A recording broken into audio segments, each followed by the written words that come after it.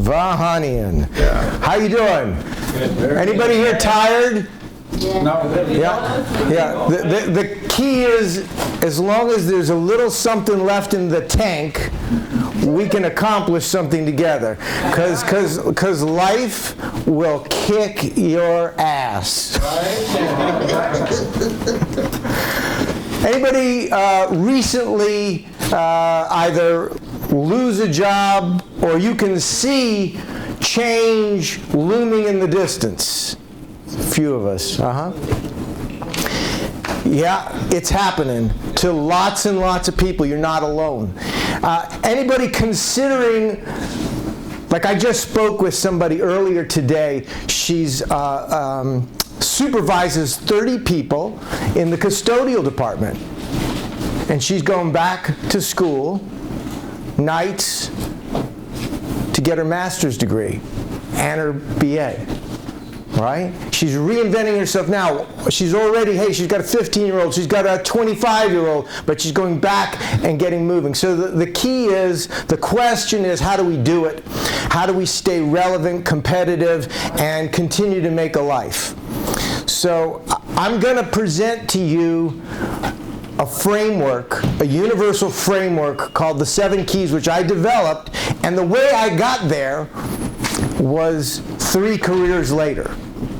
So it was out of living through one career and then needing to find a way to reinvent myself, doing it again and doing it again. And so what is it that I need, what do you need to be able to stay relevant in this fast-changing world? From this morning, so change. So when these things happen, you go, now what? So my first now what was, I was 13 years old, and I had been studying acting for 2 years already when I finally got a role and got to be on Broadway. 13 years old. That same year, I got cast in an off-Broadway show. Then I got cast in a movie. I was in New York City, and I got flown out to Hollywood.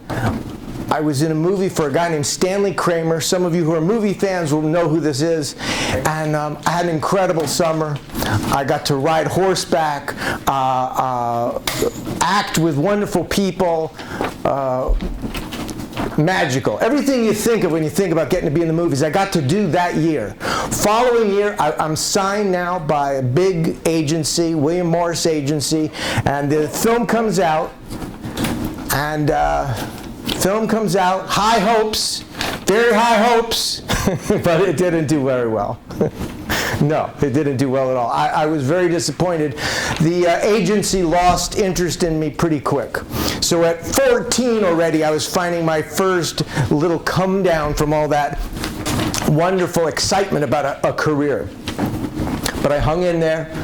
I kept studying, took classes, and at 15 made a little comeback, made another movie, and then it started to peter out again. Then I was booked and ready to go to college, but I got a job in the lead in a play for a guy named Joe Papp. Joe Papp was one of the premier New York theater producers. This was a dream come true. It was either go to school or go work for Joe. I went to work for Joe. Went very well. Got reviewed by the New York Times. They said, Vahanian is superb. But what happened after that? Show ended. I was digging coal across the street from a building that they were converting to a restaurant.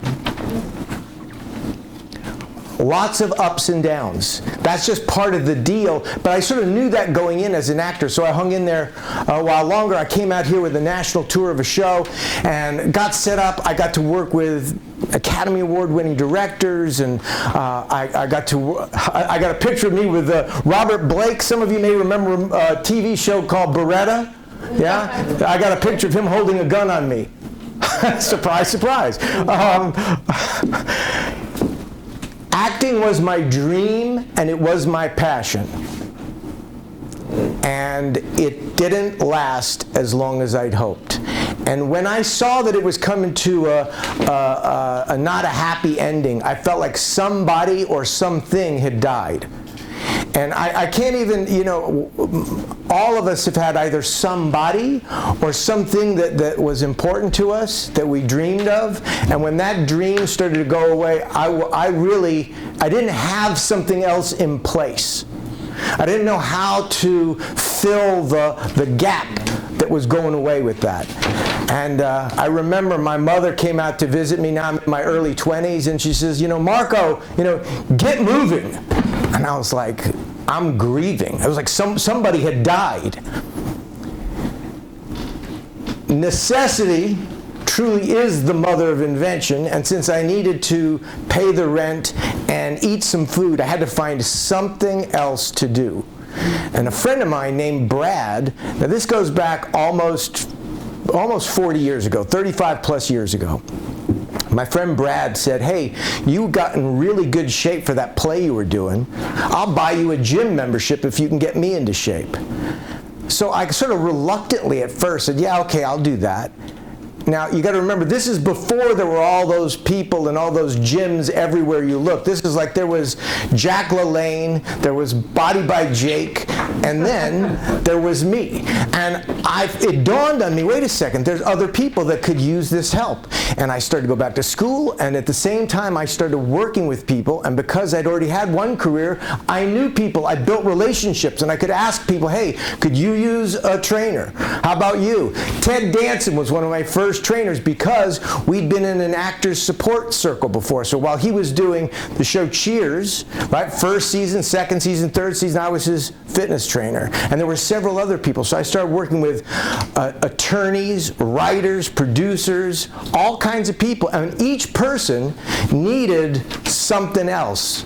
They all required that I learn more skills. So now I started to get pretty curious. Wait a second, I can actually make a life. It's not as exciting as the old life I thought was going to be, but you know what? This could actually have meaning again.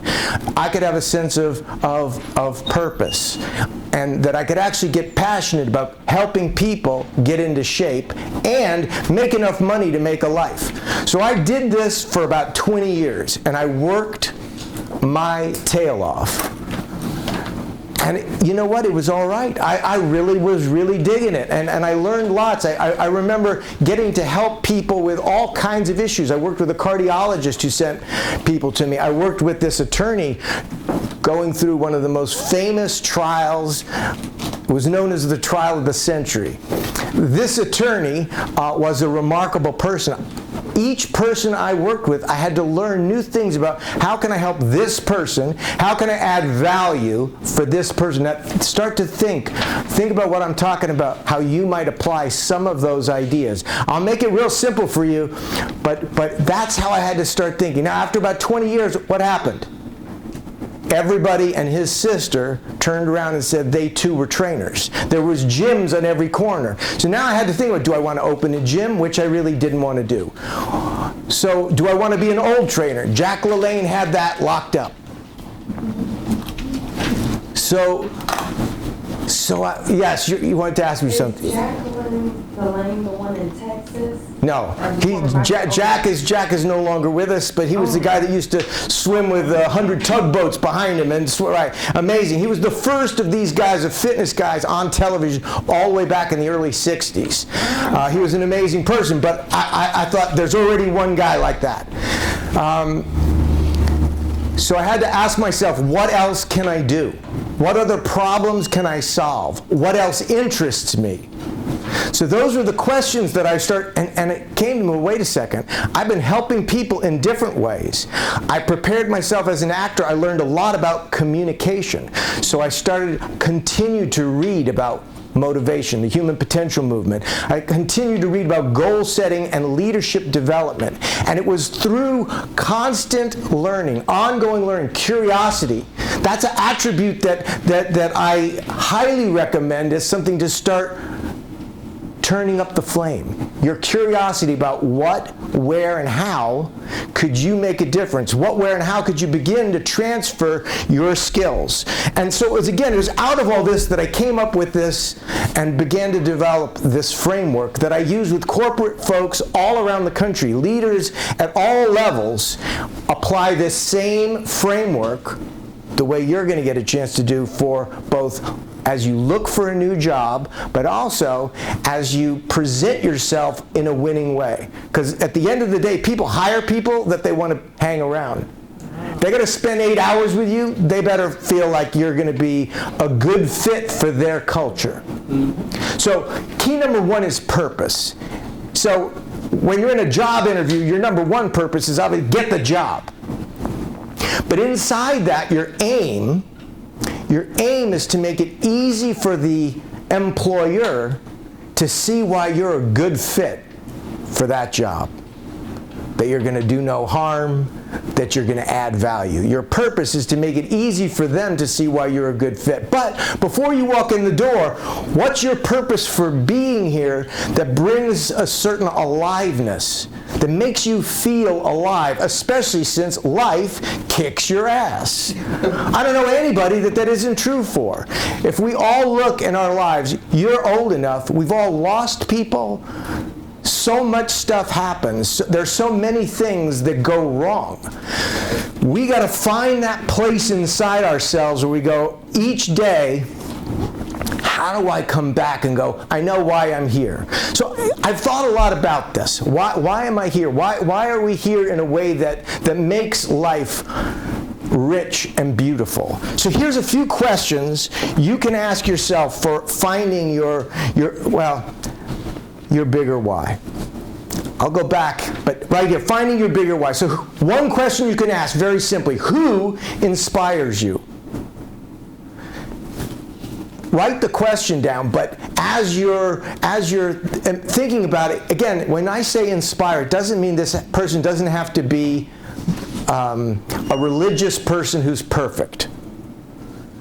Right? It doesn't have to be. It could be somebody that inspires you for one thing, but you may not be inspired about everything about them. But pick somebody who inspires you. And something you've done that inspires you. Something you've done that solved a problem. What have you done in your life? Whether it was saved an animal, walked an old lady across the street, saved the employer money. What have you done? What are the problems you've solved that you could replicate somewhere else? Everybody in this room's done something that you could take and translate into a new profession. Now, here's the bigger why piece is, how will you be remembered? How will you be remembered? That's a legacy question, right? Yeah, that's a big one. And answer it at first just with a few adjectives. You'll be remembered for what? You could say, for what? For your... What will you be remembered for? One person answer that. What will you be remembered for? One thing. How about... Integrity. That's exactly what you want to look for. You want to, what will you be remembered for? And then you go, how was your integrity demonstrated? How was your integrity You kept your word. You did what you said you'd do. What's your first name? Alex. Alex, right? So Alex kept his word. When Alex said he'd do something, he did it. That's integrity. Now, that's also your brand. So now your purpose starts to line up with that brand. It's how you're known. It's how people remember you. What will your kids say is a great way to get to how will you be remembered. What will your friends say? What will your employers say? What will your colleagues say? That's how you get to this, and that's how you will help define your bigger why, your purpose. Now, this picture here is my dad standing on the wing of a B-17 bomber. He flew 35 missions during World War II from England straight into Germany. 35 missions. Now, if you're a World War II buff at all, you know that there was very few of those guys made it for 35 missions. Many of them made it for far less and didn't make it. So every time they went out, there was a high percentage of those planes that didn't make it back. So here we get to purpose, right? How did they get on that plane knowing how bad the odds were? I asked my father that, right there in the middle here, you can see there's his air medal, but here's his diary. Every mission is listed in that diary. And I asked him, Dad, how did you do it? He said, we were trying to save the world. That's a clear sense of purpose. There was good and evil. Now, most of our choices in life aren't so grand, but it gives you a sense of purpose, will give you the power, the strength, and the spine to walk through all kinds of challenging situations, like a job interview. Job interview might feel like there's so much at stake. I need this job. I need another paycheck. I need to feed my family. But when we can remember, hey, I'm here to make a difference. I'm here because I can add value. I'm here because I show up on time and I get the job done. I'm here, I learn, I'm curious, and I want to do good for you. When people walk in with that attitude and that sense from you, man, they want you. Yeah. Even if you've never done that particular job before. They want you. That's what they're looking for. They're looking for people who are ready to stand up. So purpose, you start to see, be curious. How could you define for yourself? It doesn't have to be about saving the world. You know, feeding the family today is pretty good. That's a pretty good place to start. And then what else? So that's my daughter a few years ago. So she's 9 now. So what gives your life working meaning? Obviously, she gives mine meaning. All I got to do is look at her now or then, and I have a sense of meaning because I want to make a good life for her. I want to make sure she's safe. I want to make sure she's well fed, that she has opportunities, right? That's very meaningful to me. Also, I want her to see a father who's proud of what he does, who loves his work, so that she has a sense when she grows up, hey, I could do work that feels good, that's meaningful. So, help life go right is a corporate saying. You might have heard a company that uses that, right? That's purpose. That's purpose articulated by a company. So you start to look at companies. Now, when you go for a job interview, you might find a mission statement that company has. Now you can see, gosh, does my purpose line up with the company's purpose? And if it does, when you're in the interview, you can say, hey, I like that purpose about helping life go right. I want to help life go right too. Make sense? They want people who have their values, and their values are articulated on their mission statements. Their mission statements are available online. So that's part of what you can do. Now, protect and serve. Who says that? And New York PD as well. Right, protect and serve. What's that? Admin of justice. That's right. Justice, protect and serve. So, but you can see how, if you really buy into that, how that allows you to get into your car and do hopefully the right thing every day. And help people flourish, that's mine. I want to help people flourish. And I get to do it specifically in settings like this, working on job interview skills, that's one. Working on your ability to communicate more effectively. So finding your purpose is one part of this. But let's move into the rest of these keys. Passion. Again, my kids, easy. All of us have something that we're passionate about. When my first career as an actor went away, believe me, I did not feel passionate. And I was literally brokenhearted. It was hard to get moving. But after moving through the grief, I started to refine passion through fitness and through helping people get fit, body, mind, and spirit. In my next evolution, this work, I get to take all these things I'm so curious about and put them into play through all kinds of audiences. Earlier today, I spoke to somebody who's recently been in prison. He was in prison for 20 years, and now he's out.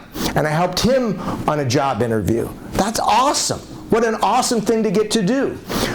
And earlier in the week, I worked with an attorney who's trying to move up to become a vice president in her company. It's all the same principles. That's the thing. What I'm talking about, this framework works.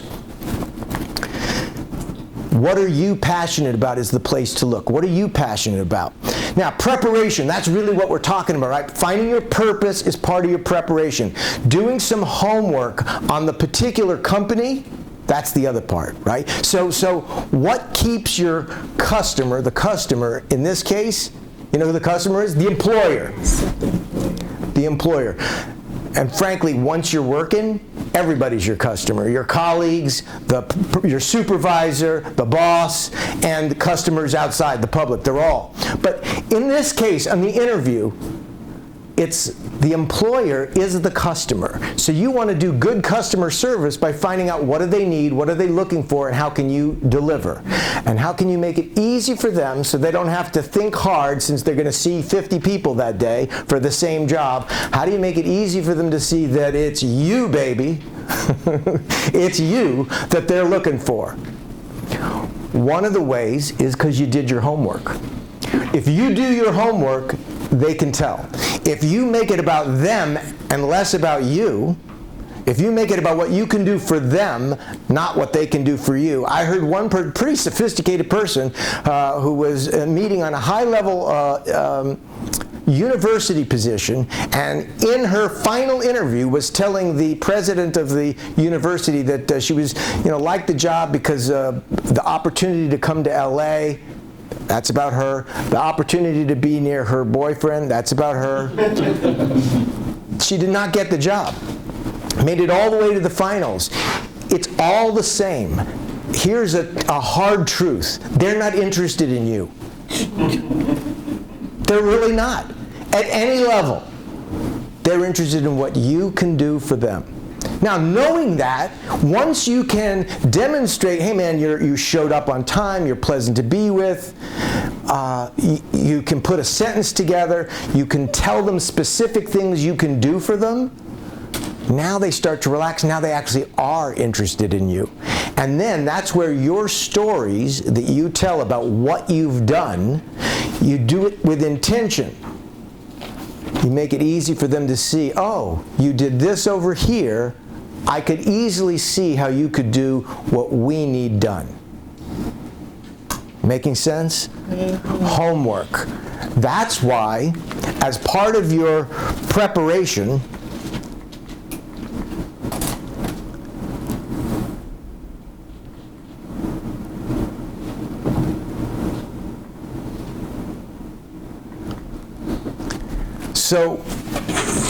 I really went into this. You've got this sense, right? What do they need most? And you're going to build a bridge between what you've done before and what you will be doing for them. But now this is the thing that you can start to do right away today. Get somebody's number in this room, at least one other person who attended this day with you. Partner with each other, and honestly, I would try and get several people's numbers because you want other people in this game with you. That's called networking. It's called partnering. None of us make it alone. Again, when I was an actor, we met in a support group 4 mornings a week. I remember Ted's wife, Ted Danson's wife, encouraging me at the time, please make sure Ted comes to the meetings. Again, it's before Cheers. It's before he had taken off. Now, out of that group of 20 people, there's only 2 people in that room that really went on to have ongoing careers. Ted and a guy named Tom Holland, who went on to become a very successful writer-director. Child's Play, Fright Night, that's him. But the rest of us had to find our way in other careers. And that's all of us. There's no such thing anymore as a career that just goes and goes and goes. I know people who work in Fortune 50, Fortune 500 companies, and they thought they had a job forever. And then there's downsizing. Or then, oh, you know what, we're closing these buildings over here. Oh, you know what, we no longer need to do it that way. That's life. So this is where partnering, building a community, and getting used to talking to each other and saying, what are you doing about getting a job? What are you learning? What interests you? How can I help you? And hey, here's something I need help with. And that's where practice comes in. This is key number 5, practice. So one example is to practice your job interview. Have somebody ask you questions related to the interview you're going to go for. If you know you're going to meet on a job and it's for carpentry, then have them ask you carpentry questions. If you know it's a printing press place, printing press questions. Give the person who's going to interview you, your friend, your colleague, questions they can ask, and then practice, and then get feedback, and do it for your friend. I don't know anybody who does interviews well who doesn't practice. I really don't. And here's why. How often do you get to do job interviews? Very seldom. And this is true for everybody. Everybody. Since it's not something you practice in real life, the only way to get good at it is to practice as part of your preparation. See how these keys start to work together? Part of your preparation is to partner. Part of partnering is to practice. See how that works? Some P's there.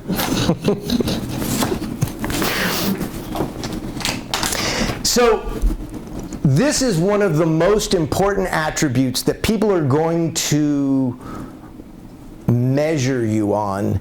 And an interview is an easy place because, first of all, it's not about being nervous. People expect you to be a little nervous. They know that they're sitting in the decision-making box, right? But poise is something you can practice on a daily basis. So what do I mean by that? So one way of thinking of poise is like the Dalai Lama, right? That's poise. But another is in real life, for those of us who are parents and our young kids scream and yell or fight with each other, that's where it really takes our poise to not get caught up and triggered, right? But at work, poise is required when you receive criticism. In an interview, it can be when you're asked a question you hadn't expected. So here's something, if you can just walk away with this for poise. One, you've earned your place at the table. You've earned your place at the table. If you remember that, and then you get your feet on the ground. So even as you're sitting here, sense your feet on the ground. It's an anchoring. It'll help you anchor your energy. And you sit up and you take a breath, and you know that you're allowed. You can take a moment to take that breath and recover. I remember I was doing a presentation once, and it was an interview for a big role. I was going to get a job with a Fortune 35 company. They had asked for a very specific thing. I presented it. I prepared. They told me everything they wanted. I'd done my homework. And at the end of it, and I thought I did really well, and they go, you know, that's about a 6. We're looking for an 8. And I was stunned, and I took a moment, and I kind of dropped my head to try to collect myself, and then I remembered my practice, got my feet on the ground, took a breath, and I said, if that was a 6, what would be an 8? And he proceeded to tell me something completely different from what he'd asked for before. But the new thing he told me was something else I could do. Actually, what he said was, our partners need help with confidence. And I said, I can help you with that. And that turned into a very nice project. But that's about poise. That's walking this talk of recognize, hey, I'd earned my spot in the room. Now just don't flip out because I got bad feedback initially. It's like being able to take that negative feedback and go, well, okay, you didn't like that. What would you like? What else would you like? What else do you need? We get so scared when people say no in this context, in a work context. They say no. Really? What are you looking for? It's okay to stay in the conversation. So, this is another example. This is from a corporate retreat that I led, and we were doing an exercise around communication. And those are what are called a jo. And a jo is an Aikido weapon. But in this case, we're not using it to hit each other. We're using it to see, could they communicate and make them clack in sync? So safety first, right? Not hit each other, and come in together and release. Come in together and release. It's a way to practice. I was trying to get this executive team connecting, communicating, and collaborating, right? Practicing together. One of the ways to practice poise is every time you notice an email even that just rubs you the wrong way, notice what happens in your body. You've read this email. Before you respond, right, before you send it, respond. You take a breath and just notice, wow, that, right? And usually the things that get us like that are fear. We're afraid something bad is going to happen. Somebody said I did something wrong. Something bad's going to happen. I'm going to get fired, blah, blah, blah. Those are the things. Take a breath, unwind, step back into the conversation only after you found your center. So, key number 7, presentation. It's about telling your story and being all in. Your story is who you are, what you've done, where you come from. Those things help people orient towards you. Right? It's like if I hear a New York accent, I'm immediately comfortable. Because that's where I'm from. I'm from New York. I love it. If I hear a Southern accent, I like that too. Why? I know where they're from. It's when you can't place people that we get a little nervous. That's part of telling your story. I had a guy doing a practice interview, and he came in, and I couldn't tell what he was looking at. And I knew he's going to be in trouble if they can't tell what he's looking at. I said, I don't mean to be rude, but what's with your eyes? And he said, I'm legally blind. I said, well, you got to tell people that as soon as you sit down. You have to be able to say, hey, I'm really want to look you directly in the eyes, but I'm legally blind, and it's difficult for me, so I wanted you to know that. And then he added, and I have the electronic systems capability to do the job, so it's not an issue for being able to fulfill on my duties. Immediately engaging, immediately disarming too, right? So there's a vulnerability there. It's who are you, what have you done, and of course, what can you do for me? Yeah, that's what they want to know. What can you do for me? So here's the 7 keys. Yeah, but who are you, what have you done, and what can you do for me? That's what can you do for them. Okay. You do not have to write all these down, because I'm going to give them to you. That's the kind of guy I am.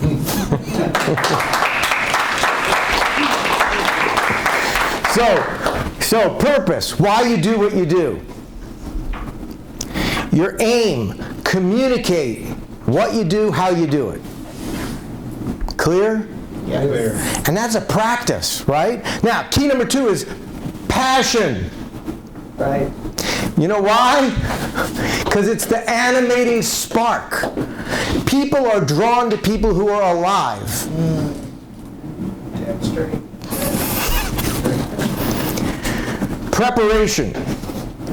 It's for the unexpected, but it's also to stay relevant in life, because life keeps changing. It's like Lucy and the football. That's life, right? They keep pulling that football out from under you. You think it's one thing, and then it's something else. But if we build up the ability to have agility, to be able to adapt, that we can pivot more easily, some of this stuff will be a little less painful. It's still going to hurt, right? When we lose stuff, it hurts. When the job goes away, when the paycheck goes away, it still hurts. But if you do and include these principles and practices, you're going to find, you know what? You can take it, and you can get back up and keep going. And you can much easier find that motivation and that ability to get your fire going again. Practice applies to everything. I got to work with Mick Fleetwood, right? You know Fleetwood Mac? Anybody old enough to know Fleetwood Mac? So that's right. So Fleetwood Mac. So Mick Fleetwood, here he was, you know, one of the greatest drummers in the world, but he hadn't toured in 10 years when I worked with him. And when he came out to drum the first time, afterwards it was like speaking to a high school drummer. He was as nervous as any of us would have been being in front of an audience for the first time. That's really true. Now, of course, he went on to do multiple tours since then and is unbelievable, and he's still unbelievable. And the truth is, as nervous as he was unbelievable then too. So nervousness doesn't mean anything. But if you practice, the beauty is you've got the muscle for doing that activity, so that even when you're nervous, you can still show up And that's like 90+% is showing up. And it also demonstrates that you were prepared. I think I've hit poise pretty good. Deep.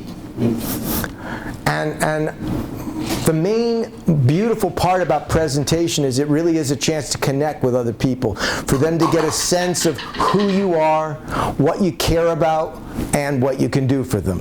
That's critical in terms of the job interview. So with that, any questions? I know you've had a long day, but anything you want to ask before we wrap it up and you guys go away? And I'm going to make sure you each have one of those cards. Questions? You have to ask one question to get a card. So with the passion key, Yeah. some people have been raised to be told what to do or didn't get the opportunity to explore. And so later in life, now they're trying to figure out what is the passion. And it's a little challenging. Yeah, could you say it real loud? So some people have been raised very sheltered or not with a lot of experience to explore. Right, Been taught more of be a good person, everything will go well. right. So career opportunities wasn't really presented to people. So Right. when a person starts later in life about their passion, Right. it seems like it's not there. We know it's there, but it seems like it's not there. So what are some things that they can do or we could do to get more in tune with that a little quicker? What are some things someone could do to get in touch with their passion and things they could do in their life? What are some actions you could take to find out what you're looking for?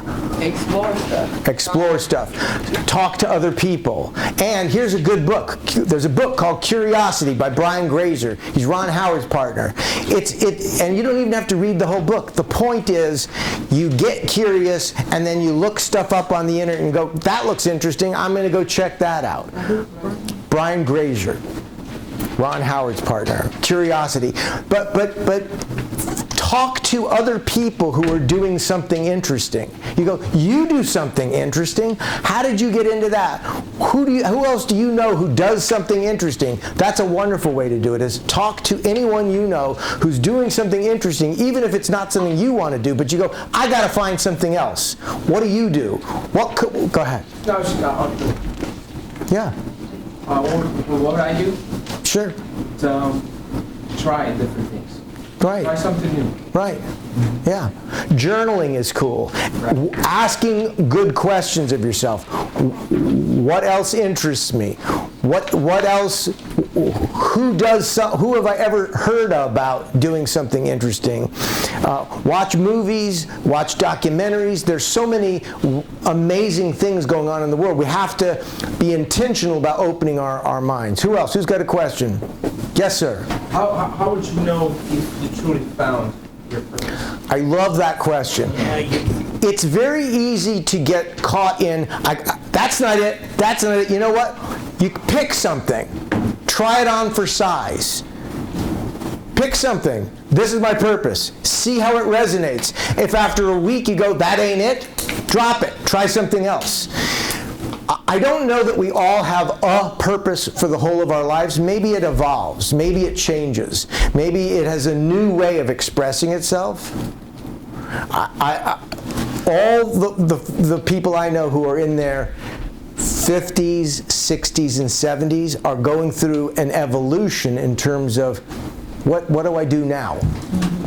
What am I really here for? Whether it's kids are off to college, or their jobs have ended, or they've made enough money that they're ready to retire. I'm not one of those, by the way. 9 and 12-year-olds. You see what I'm saying? So the other question was, did you bring your book? Is there going to be a book signing after class? The book you can get online for free. There's a download, and I have a few copies here. I don't have enough for everybody, but I do have enough of these. Yes, sir. In the back. Book, okay. Is it basically about this? Yes. Oh, okay. Perfect. Yeah, and that's available it's on my website. You can download it. Happy to you can just get that for free. What if you have a purpose, you know what it is, but you don't know how to fully approach it?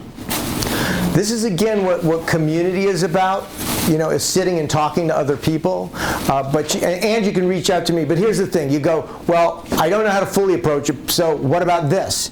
It's process. Here's the thing. I love your question. Embrace process. I didn't know how to do this seminar until I started to do it. Right?